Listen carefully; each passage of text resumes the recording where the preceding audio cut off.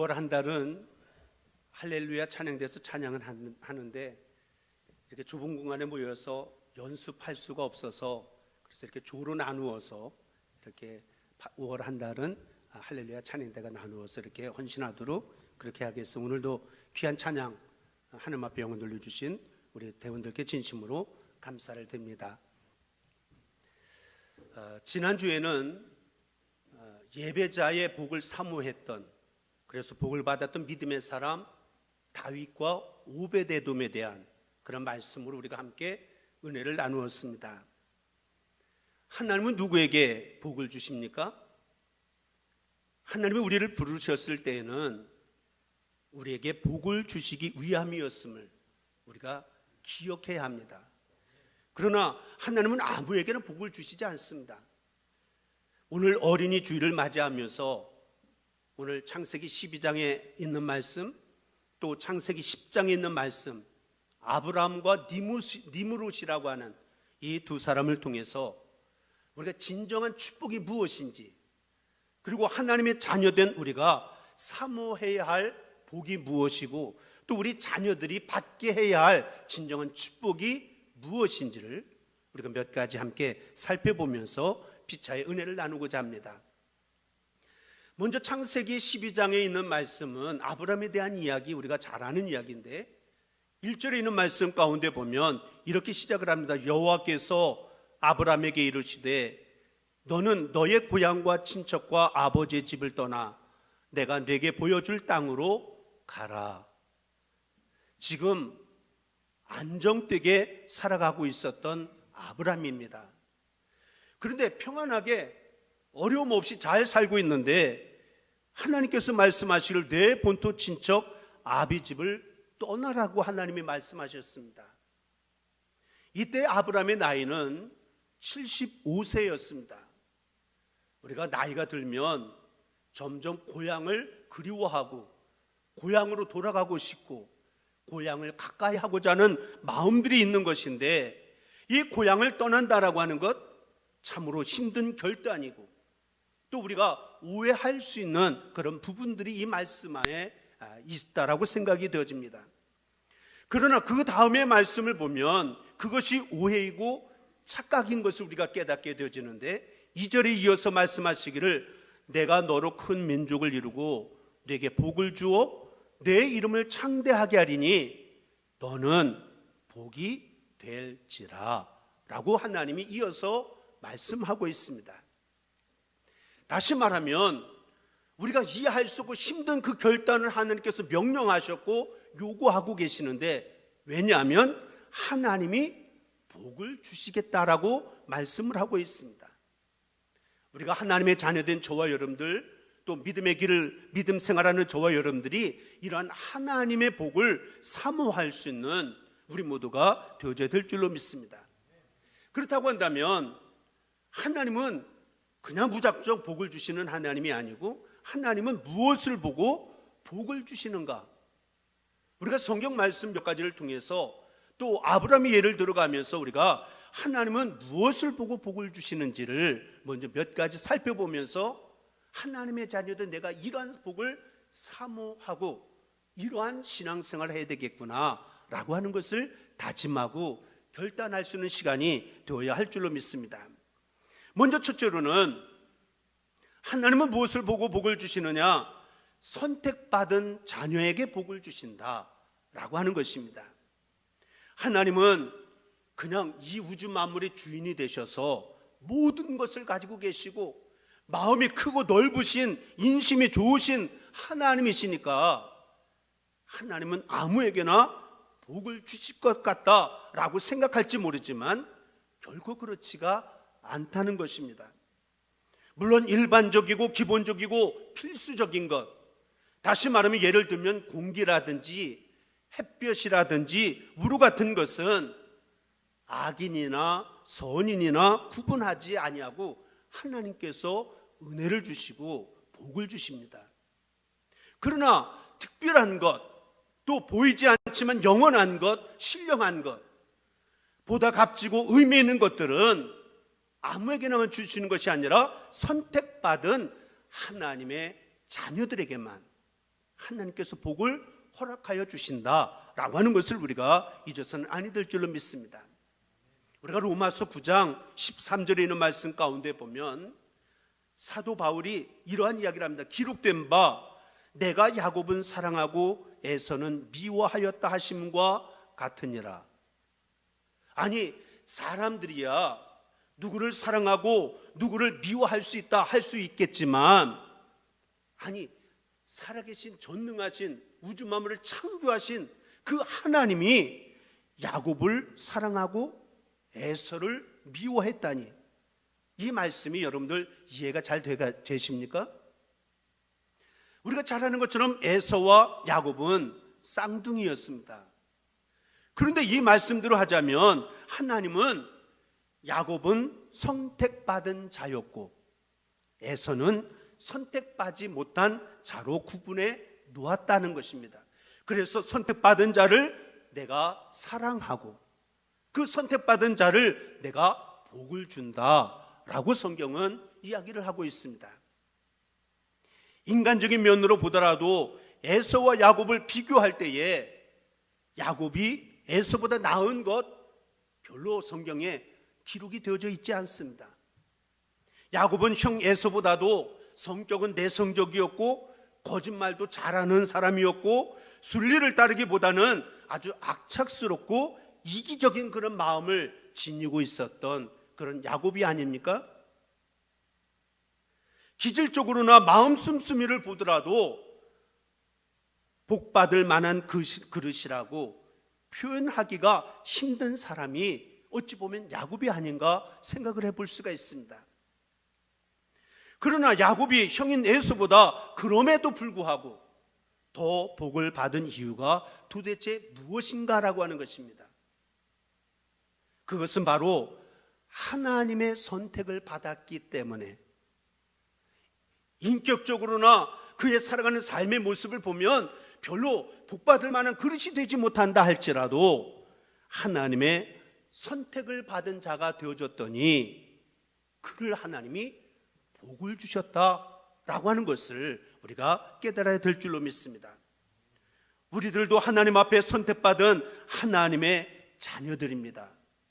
어떻게 우리가 하나님 앞에 선택을 받았습니까? 내가 잘나고 내가 똑똑해서 하나님 앞에 선택받은 것이 결코 아닙니다. 아니, 내 가문이나 혈통이 좋고 내가 선한 일, 착한 일을 많이 했기 때문에 하나님이 저와 여러분들을 선택하셨다라고 성경은 이야기하지 않습니다. 우리의 선택은 전적으로 하나님의 절대 주권에 의한 결정으로 선택함을 받았습니다. 다시 말하면 이 선택이라고 하는 단어를 다른 말로 이야기하면 거역할 수 없는 하나님의 은혜로 저와 여러분들이 하나님의 자녀가 된 줄로 믿습니다. 보잘것없고 내세울 것 없는 아무것도 아닌 나일지라도 예수 안에서 선택받아 하나님의 자녀가 되어졌다. 만약에 내가 지금 예수님과 상관이 없으면 우리는 하나님의 자녀가 될 수가 없습니다. 내가 하나님과 예수님과 상관없다라고 만약에 자꾸만 의심이 되고 만약에 느껴진다라고 한다면 하루빨리 지금 속히 예수님을 나의 구주로 영접할 수 있는 우리 모두가 되어줘야 될 줄로 믿습니다. 놀라운 것은 그 예수를 영접하는 그 순간 하나님으로부터 선택받은 자녀가 되어질 뿐만 아니라 하나님의 복은 그 선택받은 자에게 주어진다라고 하는 사실을 우리가 잊어서는 아니 될 줄로 믿습니다. 또 두 번째로는 하나님은 무엇을 복을 주시느냐? 믿음이 있는 자에게 복을 주시는 하나님이신 것을 성경은 이야기를 하고 있습니다. 선택된 것 그리고 믿음이 있는 것은 전혀 다른 의미입니다. 다시 말하면 선택은 되어졌지만 어떤 사람은 믿음이 자라나지 아니하고 믿음을 드러내지 못하는 사람들이 있습니다. 또한 하나님의 자녀가 되어졌지만 여전히 믿음이 부족하고 연약해서 하나님의 복을 받지 못하고 세상에 살아가면서 덕을 세우지 못하고 하나님의 영광을 나타내지 못하며 살아가는 사람들도 있습니다. 물론 여기서 말하는 믿음이라고 하는 것은 예수님을 나의 주님으로 구주로 영접하는 영접의 믿음이 아니라 순종하며 맡기는 그런 믿음을 의미한다라고 말할 수가 있습니다. 우리가 성경에 보면 복에 대한 약속의 말씀이 한 32,500여 가지가 성경에 기록되어져 있다라고 어떤 신학자가 연구해서 발표한 적이 있습니다. 그런데 이 헤아릴 수 없는 3만 가지가 넘는 하나님의 복된 약속의 말씀이 있는데, 이 복의 약속은 모두가 믿음이 있는 사람들에게, 그리고 하나님의 말씀을 지키는 자들에게 해당되어지는 약속의 말씀이지, 믿음이 없는 사람들에게 주어지는 그런 약속이 결코 아니라고 하는 것입니다. 하지만 유감스러운 것은 선택받은 하나님의 은혜로 말미암아 자녀가 되어졌음에도 불구하고 여전히 믿음이 자라나지 않고, 그래서 하나님이 주시는 복과 상관없이 그냥 종교인으로 만족하는 그런 성도들도 때로는 교회 안에 얼마나 많이 있는지 알 수가 없다는 것입니다.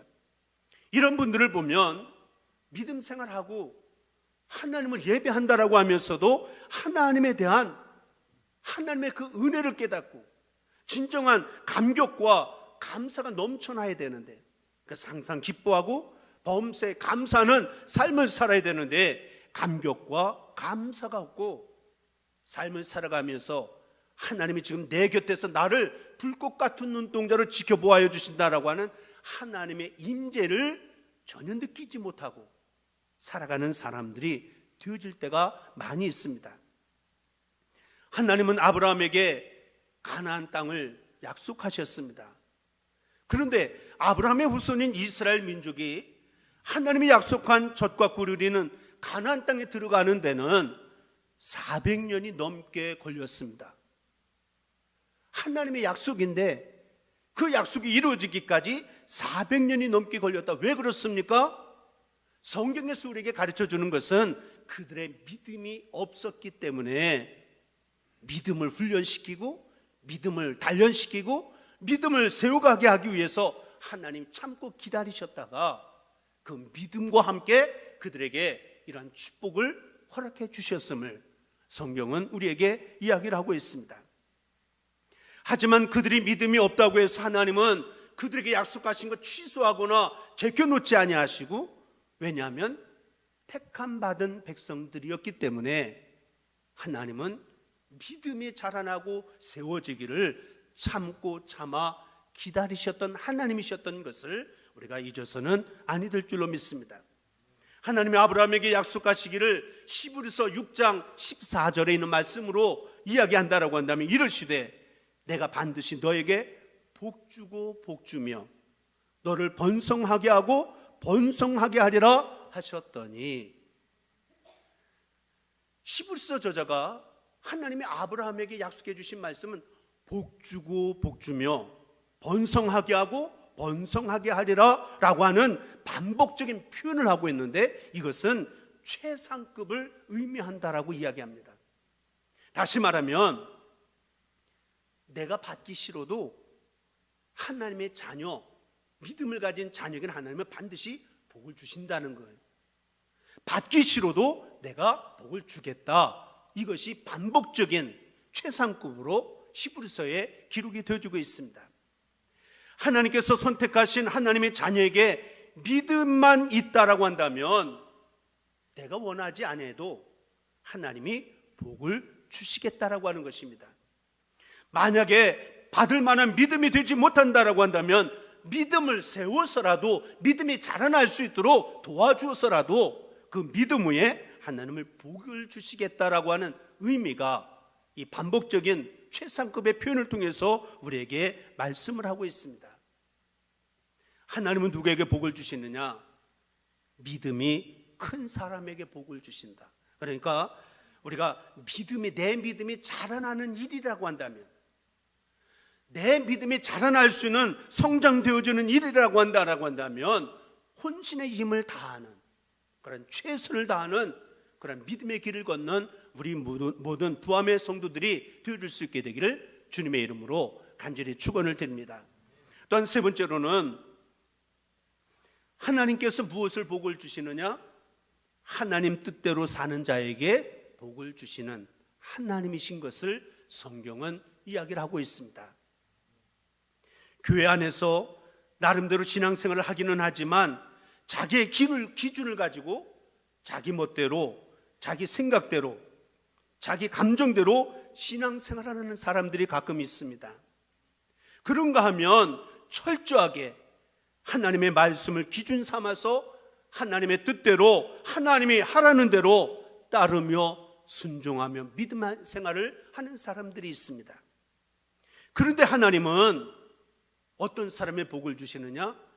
우리가 믿음 생활 좀 하다 보면 당장은 눈에 보이지 않지만 조금 시간이 흘러가다 보면 부자의 사람들에게 하나님이 어떻게 복을 주시는지를 우리의 삶 속에서도 두 눈으로 목격하고 우리의 삶 속에 체험할 때가 얼마나 많은지 알 수가 없습니다. 예수님께서 겟세마네 동산에서 하나님 앞에 간절한 마음으로 기도하십니다. 기도하실 때에 아버지의 뜻을 얼마나 강조하셨습니까? 하나님의 선하시고 기뻐하시고 온전하신 뜻을 분별하면서 신앙생활할 때에 하나님이 책임져 주시는 그런 은혜가 있음을 우리에게 보여주고 있습니다. 책임져 주시겠다라고 하셨던 그 하나님의 약속을 붙잡는 그런 믿음이 저와 여러분들 가운데 항상 중심에 세워질 수 있게 되기를 주님의 이름으로 간절히 축원을 드립니다. 하나님 우리에게 복을 주실 때에는 반드시 목적이 있습니다.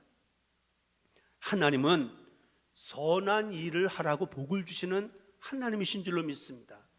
여기서 말하는 선한 일이라고 하는 것은 하나님을 잘 섬긴다라고 하는 의미입니다. 그러니까 하나님이 내게 건강의 축복을 주셨다. 왜요? 그 건강 가지고 하나님 잘 섬기라고. 하나님이 내 사업에 복을 더하여 주셨다. 왜요? 그 복을 통해서 더 하나님을 잘 섬기라고. 하나님이 우리의 가정을 구원하여 주셨다. 그 이유가 뭐냐? 믿음 생활 더 잘하라고 하나님이 복을 부어주시고 후원하여 주시는 하나님이심을 우리가 잊어서는 아니 될 줄로 믿습니다.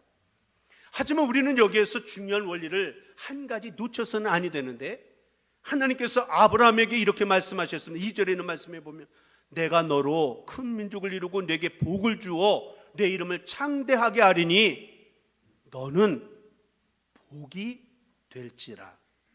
다시 말하면 내가 너에게 복을 줄 것이다. 내가 너에게 복을 줄 것인데 복이 될지라고 하는 이 말씀은 복을 움켜쥐지 말고 손을 펴라 라고 하는 그런 의미가 이 안에 담겨져 있습니다. 그런데 오늘 우리들의 삶의 모습을 보면 많은 사람들이 복을 받기를 원하는데 복을 그냥 움켜쥐려고만 하는 삶을 살아가는 경우들도 많이 있습니다. 자신이 가지고 있는 것들을 누군가 건드릴까봐, 그것을 빼앗길까봐, 내가 가지고 있는 것이 없어질까봐 전전긍긍하며 때로는 근심하며 걱정하고 염려하며 살아가는 모습들이 얼마나 많은지 알 수가 없습니다. 그러나 우리가 꼭 기억해야 될 것, 하나님은 복의 근원이 되라. 이것이 저와 여러분들에게, 믿음을 가진 하나님의 자녀들에게, 복받는 인생들에게 하나님이 명령하시는 말씀입니다. 심지어는 하나님이 아브라함을 시험하시면서 100세에 얻은 아들 이삭을 창세기 22장에 있는 말씀 가운데 보면 번제물로 드리라고 명령하신 사건, 우리가 너무나도 잘 알고 있습니다. 다시 말하면 하나님이 내게 복을 주시고 내 삶에 소중한 것 그 무엇이 많이 있다 할지라도 어느 순간 하나님이 내게 소중한 거 하나님이 내놓으라고 하면 손을 펼 줄 아는 사람이 되어져야 한다라고 하는 것을 아브라함의 이 번제물 이삭을 모리아산에서 번제물로 드렸다고 했던 그 사건을 통해서 우리에게 가르쳐주고 교훈해주고 있다라고 하는 사실을 우리가 기억하면서, 그래서 결국은 아브라함은 이 테스트에 합격한 이후부터 말할 수 없는 복을 받게 되어졌다라고 하는 사실을 성경은 우리에게 말씀해 주고 있습니다. 분명한 사실은 주님 뜻대로 살려고 할 때에 하나님께서 그 인생을 책임져 주시고 또 그 인생을 통해서 영광을 받으시는 줄로 믿는 저와 여러분들이 되셔서 우리 모두 주님 뜻대로 살기로 다시 한번 하나님의 자녀된 우리들이 다시 한번 다짐하고 결단하는 귀한 시간이 되어줄 수 있게 되기를 주님의 이름으로 간절히 축원을 드립니다. 그리고 이어서 또 창세기 10장에 있는 말씀으로 가서 보면 그 앞에 9장 1절에 있는 말씀 가운데 보면 하나님의 홍수 심판 이후에 살아남았던 노아와 그의 아들들 셈과 함과 야벳에게 하나님이 복을 주시면서 이렇게 말씀하셨습니다. 생육하고 번성하여 땅에 충만하라. 그리고 그렇게 창세기 9장 1절에 말씀하고 있습니다. 그리고 나서 창세기 10장으로 와서 보면 11장 26절에 있는 말씀까지는 바로 그 하나님이 어떻게 복을 주셨는지 어떻게 구체적으로 진행이 되어져 갔는지를 우리에게 보여주는 증거로 족보의 이야기가 오늘 본문 말씀을 중심해서 11장 26절에 있는 말씀까지 기록이 되어지고 있습니다. 특별히 오늘 봉독되어진 본문 말씀 가운데 보면 노아의 세 아들 중에 둘째 아들인 함이라고 하는 그러한 자녀의 족보의 이야기 가운데 한 부분을 함께 봉독을 했습니다. 노아가 홍수 이후에 황폐해진 땅에서 다시금 농사를 짓기를 시작을 했습니다. 근데 농사를 짓는데 주로 무엇을 재배는 포도를 재배하는 그런 농사를 짓게 되어졌습니다. 그런데 하루는 노아가 술을 마시고 취해서 추태를 부린 내용이 바로 9장에 있는 말씀 가운데 기록이 되어지는데 분명히 창세기 6장 8절에 있는 말씀 가운데 보면 노아가 어떤 사람입니까? 하나님 앞에서 은혜를 입은 사람이라는 거예요.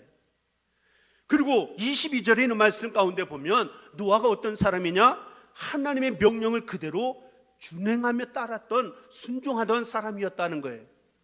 하나님께 은혜를 입고 하나님의 명령에 따라 순종하며 살았던 노아인데 무절제하고 또 부주의하고 그래서 방종에서 빚어진 그런 실수가 성경 말씀 가운데 그대로 기록이 되어지고 있습니다. 이처럼 제 아무리 훌륭한 인격자라 할지라도 우리가 이 땅에 살아가다 보면 아무리 믿음으로 사는 저와 여러분들이 할지라도 때로는 넘어질 수도 있고 실수할 수도 있다라고 하는 것을 우리에게 노아의 삶을 통해서 우리에게 보여주면서 그래서 성경은 하나님의 말씀을 따라 믿음 안에서 복받은 인생을 살아가는 인생이라 할지라도 늘 깨어 있어야 한다. 사도 바울은 고린도전서 10장 10절에 있는 말씀에 보면 그런즉 선줄로 생각하는 자는 넘어질까 조심하라 라고 말씀을 하고 있습니다. 노아가 술에 취해서 수치를 드러냈을 때에 셈과 야벳은 아버지의 하체를 보지 않기 위해서 뒷걸음치고 들어가서 아버지의 하체를 덮어 놓았습니다.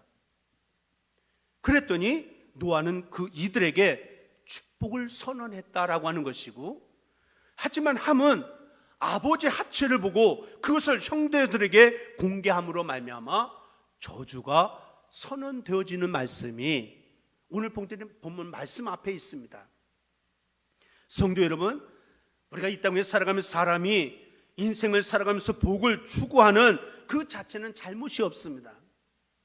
그러나 대부분의 사람들이 복받기를 원하는데 진정한 축복이 무엇인지를 바로 깨닫지 못하고 진정한 축복이 무엇인지를 깨닫지 못하다 보니까 인생을 낭비하고 시간을 낭비하고 그래서 뭔가 열심히 살아가는 것 같은데 마지막 인생은 실패한 인생으로 맞춰지는 사람들도 얼마나 많이 있는지 알 수가 없다라고 하는 것입니다. 그 한 예로 오늘 본문 말씀에 소개되어지고 있는 이 함의 자손 가운데 니므롯을 살펴보면서 하나님의 자녀는 나뿐만 아니라 우리 자녀들이 이 진정한 축복을 받는 자녀가 되게 하는 사모하는 마음을 가지고 위하여 기도하는 부모가 되어져야 될 줄로 믿습니다. 분명히 창세기 9장 20절로 27절에 있는 말씀에 보면 노아가 함과 그 후손을 저주했습니다. 근데 오늘 본문 말씀 8절과 9절에 있는 말씀 가운데 보면 니므롯이라고 하는 사람이 세상에 첫 용사였다. 그리고 여호와 앞에서 용감한 사냥꾼이었다라고 짤막한 말씀으로 성경에 기록이 되어지고 있습니다. 이 말씀을 쉽게 이야기하면 니무롯이 함의 실수와 죄로 말미암아 결국은 저주받은 후손으로 태어났던 니무롯이 세상적으로 보면 얼마든지 성공한 인생처럼 보여지지만, 그러나 영적으로 보면 저주받은 사람 가운데 한 사람, 이것을 성경은 우리에게 가르쳐주고 있는 말씀이다라고 하는 거예요. 이처럼 저주받은 사람도 세상에서 남달리 출세하고 잘 살 수 있다라고 하는 것을 우리에게 보여주면서, 우리 성도들은 그냥 세상적으로 잘 되는 것만 바라보면 야, 저 사람 축복받았다, 복받았다, 그것을 부러워하는 자가 되어지지 않는 그런 사고방식에서 자유할 수 있는 우리 부함의 성도들이 되어줘야 될 줄로 믿습니다. 자, 그러면 니무롯이라고 하는 이름의 뜻 자체는 반역하다라고 하는 뜻 자체예요. 하나님을 반역하고 하나님의 뜻을 반역하면 세상적으로 아무리 잘 돼도 그것은 복받은 인생이 되어줄 수 없다. 세상적으로는 얼마나 성공했는지 몇 가지 우리가 살펴보면, 첫째로는 니무롯이라고 하는 사람은 세상적으로 높은 지위를 차지했습니다. 아까도 말씀드렸지만 첫 용사였다. 첫 용사였다라고 하는 얘기는 세계 최초로 대제국을 통치하는 사람이 되어진 사람이 니무롯이라고 하는 사람이었습니다. 더더군다나 여호와 앞에서 용감한 사냥꾼이었다라고 하는 것은, 여호와 앞이라고 하는 것은 여호와를 정면으로 대면하여 사냥꾼의 일을 행했던 사람이 니무롯이었습니다. 다시 말하면, 이것 쉽게 얘기하면 마치 사단이 하나님만큼 높아지려고 했던 것처럼 니무롯이라고 하는 사람은 세상적으로 보면 하나님과 같이 대면할 정도로 더 이상 높아질 수 없을 만큼의 세상적인 지위가 높아졌던 사람, 이런 사람이 니무롯이었습니다.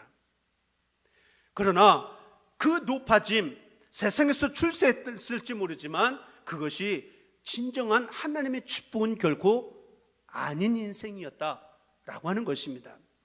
두 번째로는 니무롯은 강했습니다. 얼마만큼 강했냐면 여호와 앞에서 용감한, 옛 성경에는 특이한 사냥꾼이었습니다.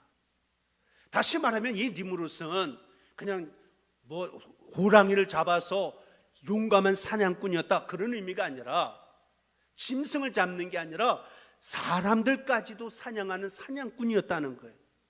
그래서 사람을 잡아서 노예로 삼고 때로는 종으로 팔기도 하고, 그러니까 어떤 사람 앞에 큰 소리 치던 그런 강한 사람, 이런 사람이 니무롯이라고 하는 사람이었지만, 세상적으로 그렇게 힘있고 강한 사람이었는데 그는 진정한 축복된 인생의 삶을 살았던 사람은 결코 아니다라고 하는 것을 성경은 우리에게 말씀하고 있습니다.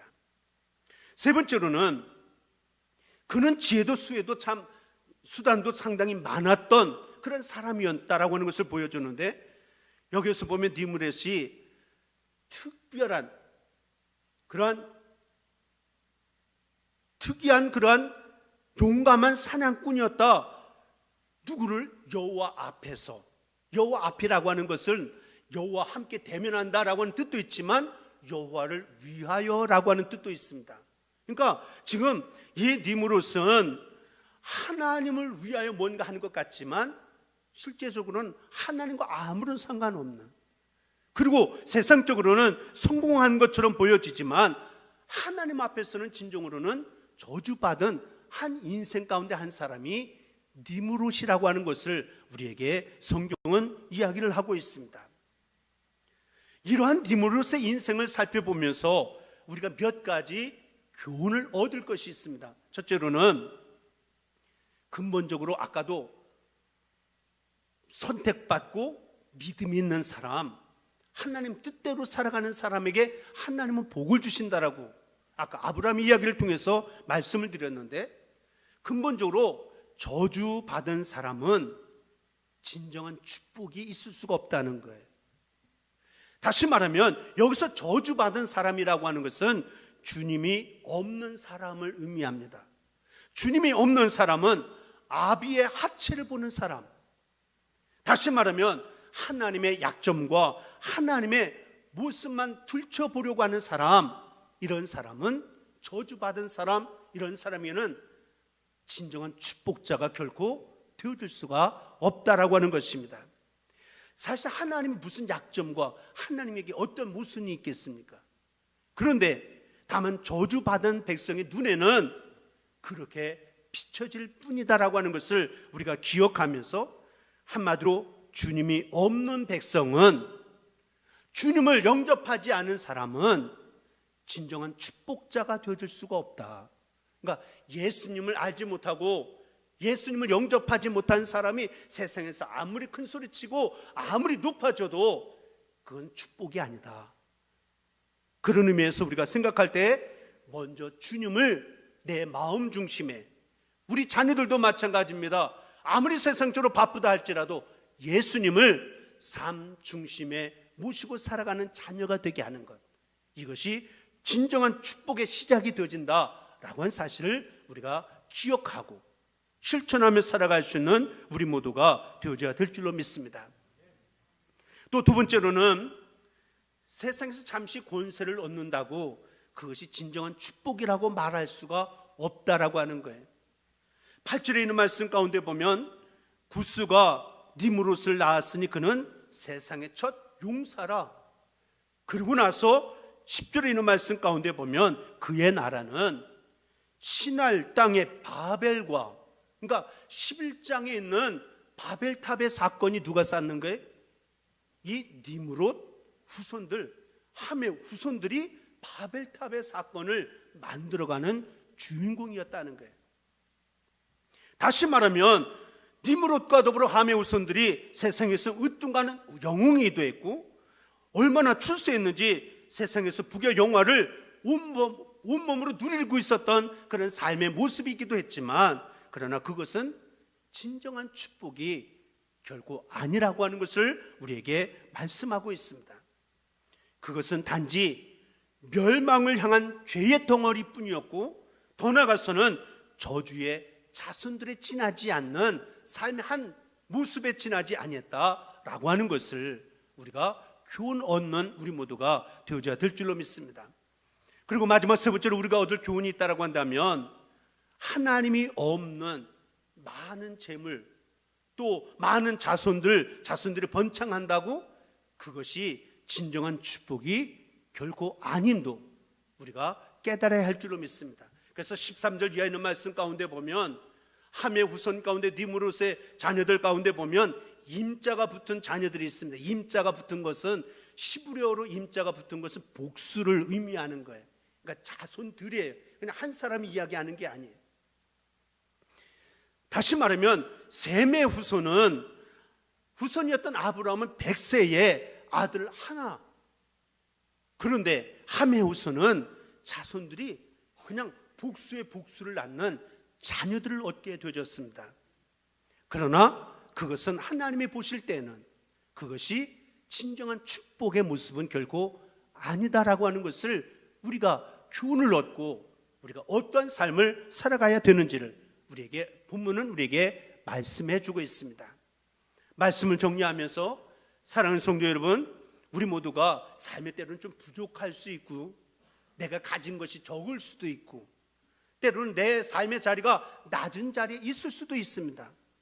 그러나 그것이 중요한 것이 아니라 정말 예수님을 삶 중심에 모시고 살아가는 믿음의 자녀인지, 그리고 입술로만 주여 주여 하는 자가 아니라 정말 그 주님 뜻대로 살려고, 정말 말씀대로 살려고 힘쓰고 애쓰는 나의 인생인지, 이것이 눈으로 보여지는 것보다 더 중요하다라고 하는 사실을 오늘 어린이 주일을 맞이하면서 하나님의 자녀된 나 자신을 돌아보고, 우리 자녀들을 부모가 자녀가 잘 되기를 누구나 바라는 마음, 누구나 가지는 마음인데 진정한 축복자로 세워지고 자라나고 성장되어 누리는 인생이 될 수 있도록 배후에서 기도하고 또 자녀를 이끌어가는 우리 부모가 되어질 수 있도록 힘쓰는 저와 여러분들 모두가 다 될 수 있게 되기를 다시 한번 주님의 이름으로 간절히 축원을 드립니다.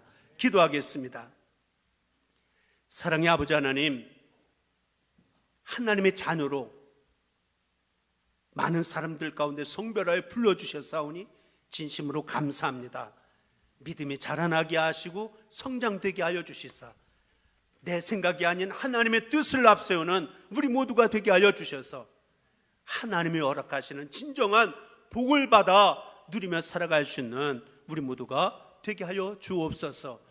뿐만 아니라 허락하신 자녀 손들에게 진정한 축복이 무엇인지를 오늘 니무롯이라고 하는 인생을 통해서 다시 한번 깨달아 싸우니 우리 자녀 손들이 무엇보다도 믿음으로 세워지는 자녀들이 되어줄 수 있도록 위하여 기도하고 믿음이 자라날 수 있는 환경을 만드는 일에 더욱더 열심을 더하는 우리 부모들이 되게 하여 주옵소서.